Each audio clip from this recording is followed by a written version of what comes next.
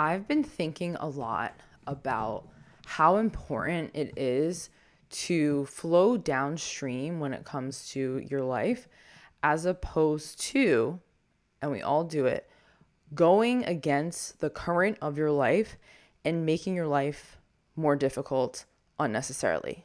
I want to welcome you all back to another episode of the Reflection Hour with your host, Sydney. So, I was thinking about the fact that I had to record this podcast, and I was starting to actually talk myself out of it. And I was like, why am I doing this? Why am I doing this?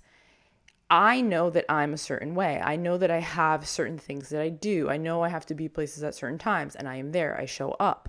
So I think sometimes when things are going really well, you can want to get in the way of your own flow and fuck up your shit. And you should not do that.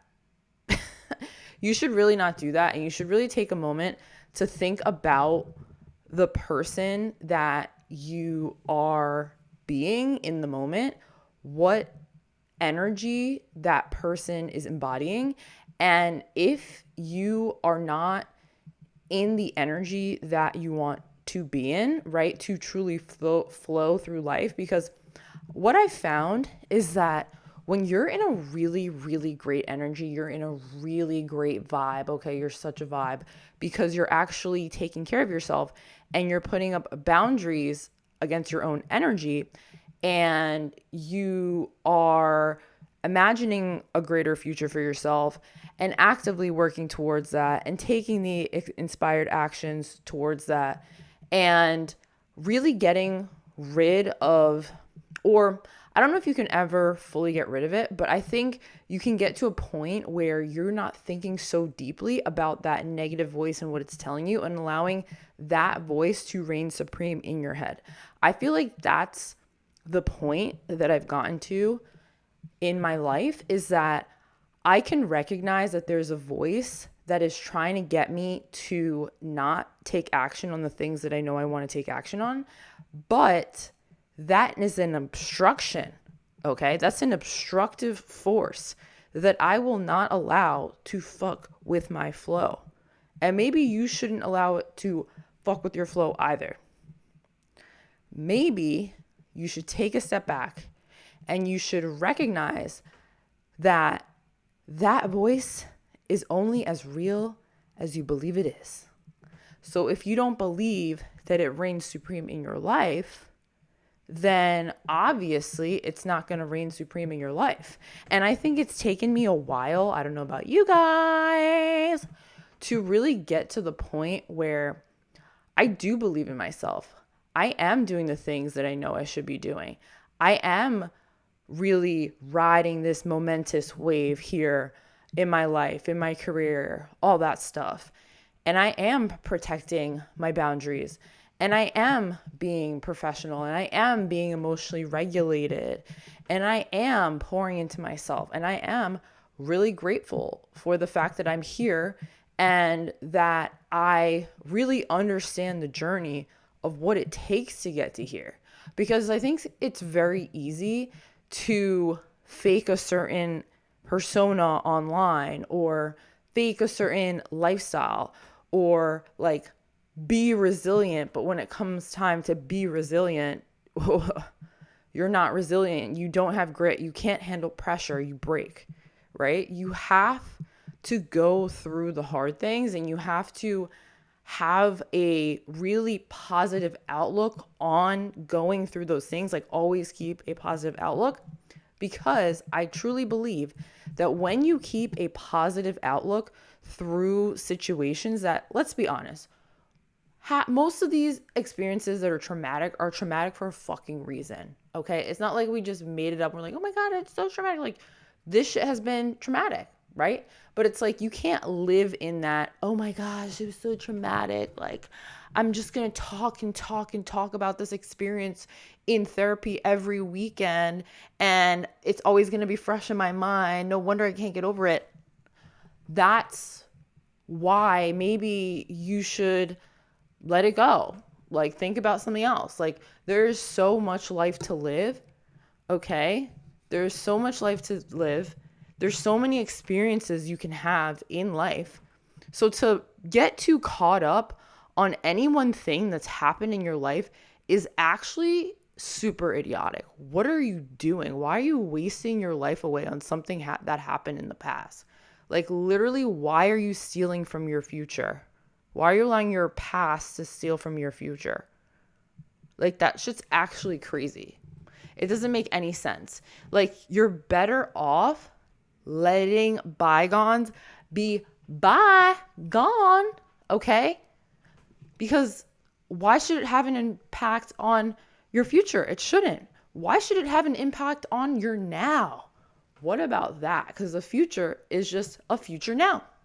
So if you can be happy in or content as a baseline, and you don't really allow things to get to you, and you just kind of analyze things as they come, but you obviously have the vision that you've been working on, that you've been thinking about, that you have in an ocean dock or some other thing that you use to organize your thoughts, and you are filtering for things that are in alignment with that vision. Having a vision is important. Having a vision is so important. If you don't have a vision, what are you orienting towards? And I think for a really long time, I was getting in the way of my flow. I was being the blockade because I was wanting it to be a specific thing because of how it sounded and how it appeared on the surface, versus did it really align with me and who I am and my talent and my skill set and what I'm just naturally drawn to. And I think we all do that because we want to fit in. We want to not be part of the out crowd. But I do believe that in a lot of ways, people just go along to get along. Like, honestly, people go along to get along, and they won't have a backbone when it comes to certain things. And I just think that that is so fraudulent. Like, just be honest about how you feel, bro. Tell me how you really feel. You know what I mean? Like, let's be honest. Let's be honest, okay? Let's tell people how we really feel, but don't do it in a dickhead way, because I think that's the problem. And then people are like, well, I was just being honest. It's like, no, we don't have to do that. Let's almost like make it corporate speak. Like, there's a way to be logical in your argument if it's based on something that's logical. But if we're being honest, most of our interpersonal problems are based on emotional things, okay? And the ways in which we trigger each other. Okay, so people at work are obviously going to trigger you if you haven't been able to deal with your own emotions and deal with what triggers them so that you can always stay even keeled. And I think that is something that I've developed over the years that I'm very grateful for, because you know what? Whenever there's like maybe an energy going on at work or with someone or whatever, it's like I take a step back and I'm like, this isn't even about me. This isn't about me at all. This is about the fact that we're in this human dynamic here and humans trigger each other. And am I going to react, or am I going to take a moment and respond, recognize their humanness, and not take it personal? And the choice is up to you. It could be so easy to really take it to heart, but then it's like you snap on the person and then you escalate the situation. Then it's way worse than it needed to be because you couldn't control yourself. You couldn't be the one who decided to take responsibility for what you could control, which would be yourself. And I think through a lot of the experiences that I've had over the years, I have really learned that everything is up to me. How my life turns out is up to me. So if there's something that I don't like in my life, it's up to me to change it. No one's coming to save me. And that's it. And I think that's very empowering. I think when you realize that you're the author of your life and that you take accountability for all your actions, so you better respect your own actions, right? It's not even about other people. It's about like your own integrity and what you stand for and yada, yada, yada. So that's on you. I'm not telling you what to do. So that being said, it feels great because I think that's true freedom. When you can truly think the way you want to feel, be in the moment, be yourself, not be putting on this performance where you're trying to get people to like you and you're placating to them and all this stuff. I think there's a way to connect with people where it doesn't feel skeevy and like you're trying to be manipulative and get something out of people. Like, I think there is something amazing about every person walking on this planet, right?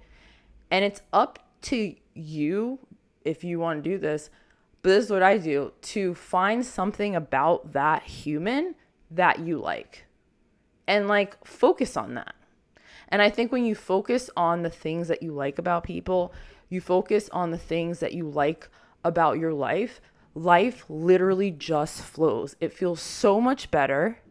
It is so much easier to live life, to enjoy life, because you're finding ways and things to enjoy about life. And you're constantly reminding yourself of that. And I think that's really what having a gratitude practice is. It's taking a moment to just be really grateful for the things that you have. And it's like, we could easily think about, oh my gosh, this is going on in the world and that's going on in the world and this person pissed me off and that person's not listening. You know what I mean? We could go down the list of things. But what does that actually add to your life? Nothing. It adds nothing, because complaining and being miserable is one of those things that sucks the life out of you.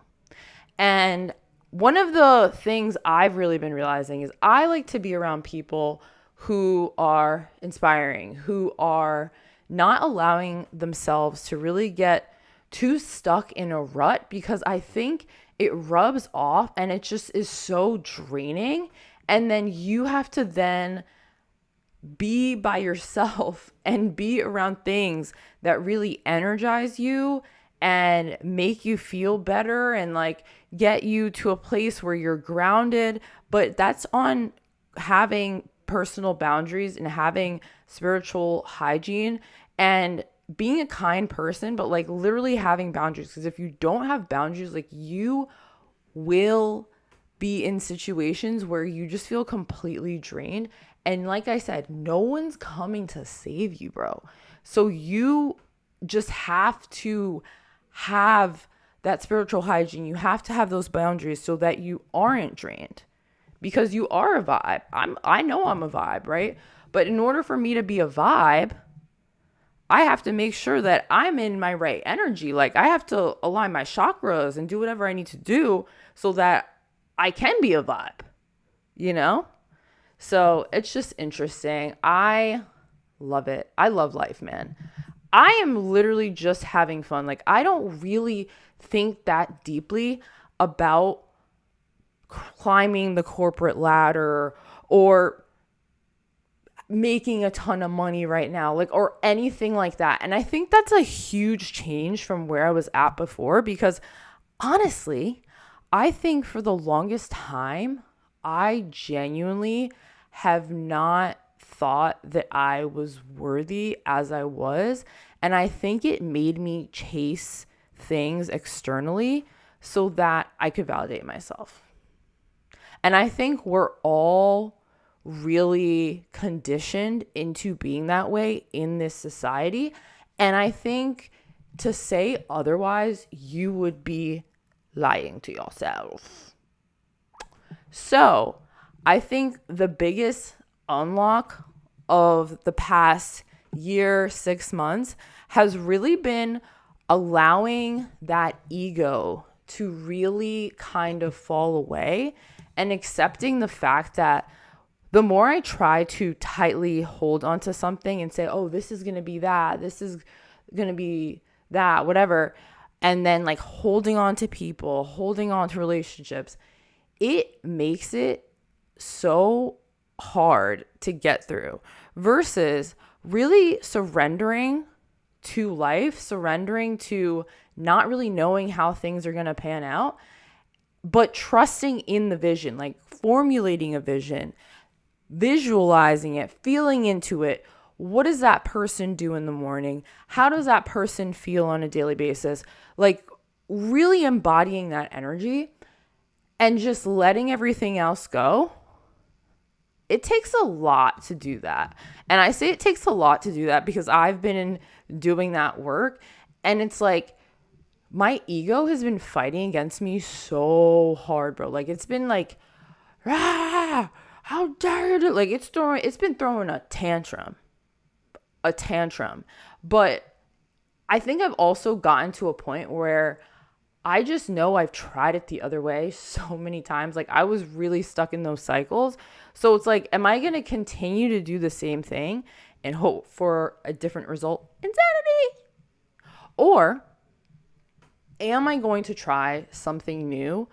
Am I going to do something new, be someone new who trusts life as opposed to feeling like I have to micromanage life? Because when I was super micromanaging my life and saying, I have to be living in this place, I have to have this specific job, I have to be doing these kinds of activities, like that's when I got a gut punch, okay? Life came at me fast. And I'm like, oh my God, okay, so clearly this is not what I'm supposed to be doing. Okay, so I guess we're not going to be doing it anymore because I literally can't do it anymore. So I have to do something different. And I just have to keep doing different things until something sticks at the wall. And when that something sticks on the wall, that means that there's something here. But I'm also tuning into how I'm feeling and whatever else, but not putting too much weight on how I'm feeling, like being grounded in how I'm feeling into it. Am I enjoying my days? Am I enjoying what I'm doing? All of that. And if I'm not, like checking in with myself, seeing what I can do to change it, imagining something different is actually really the first step, because when you start to imagine things, then things will come together in a way you can't understand. So it's always good to go to imagining first before you start trying to do stuff. Just saying, I learned that the hard way too. So yeah, I'm just happy that I'm actually flowing with life now. How many times can I say that throughout this podcast? I'm flowing in my life now. I feel good. I feel grateful. I don't exactly know what's next, which is kind of cool. Like, it's cool to be relinquishing that control to the universe.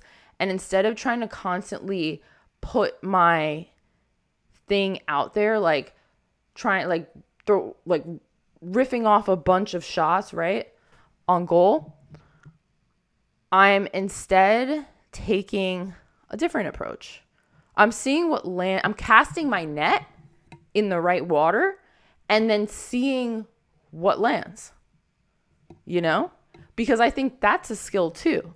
Because anybody can cast a net, but are you casting a net in the pond that is full of fish? Or are you casting your net in a dried up lake? And that is only something that you can know. That you can know. And God will tell you if you will listen to yourself and actually deal with your triggers. It all leads back to that, guys. It always leads back to that. But yeah, I'm feeling great. And I'm just so proud of myself. Like, I think I've really done so much when it comes to my mindset and when it comes to my approach to life. And if I was 21 looking at myself right now, bro, I would be so fucking proud of the mind. Like, I'd be like, wow, like, that's the type of mindset I'm going to have at that age after all the shit I'm going to go through. Cool. That is really cool. Because I just feel like I'm in such a great place to set me up for, like, doing literally anything that I want to do. And that makes me so incredibly grateful. Like, I'm just so grateful, man. Like, bro, I'm really grateful. And I hope you're grateful for your life too, the people that you have in it, and that you have breath in your lungs, which means you still have shit that you got to do. So start writing that vision, start imagining that vision, start getting inspired action from that vision and executing. Don't doubt, oh my gosh, that sounds like it would be kind of weird. Do it anyway. You don't know. You don't know. Sometimes you just have to throw shit at a wall and see what sticks. And then you can start to analyze, why did that stick? Just a thought, just a thought. So, if you like this message, like, comment, subscribe, share with a friend, and I'll see you all on the next episode of the Reflection Hour. I'm out.